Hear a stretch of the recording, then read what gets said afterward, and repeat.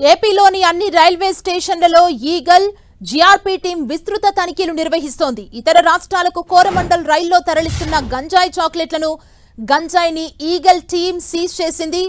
AP DGP ఆదేశాలతో రాష్ట్ర drugs రవాణాపై విస్తృతంగా తనిఖీలు నిర్వహిస్తున్నట్లు ఈగల్ టీం చీఫ్ ఆకే రవి తెలిపారు.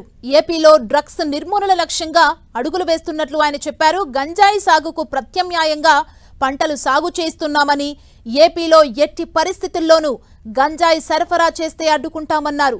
గంజాయి సప్లై చేస్తున్న వారిని గుర్తించి వారి ఆస్తులను అటాచ్ చేసినట్లు రవి తెలిపారు.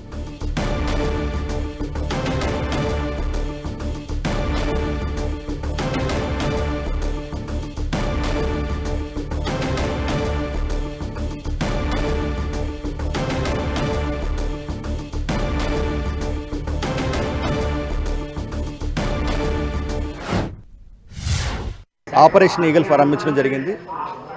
రాష్ట్రంలోకి వస్తున్న ఒరిస్సా బౌండ్ ట్రైన్స్ అన్నిటి మీద విస్తృతమైన తనిఖీలు చేయబోతున్నాం. అదేవిధంగా ప్రతి వారం కూడా ఈ తనిఖీలు విస్తృతపరుస్తాం.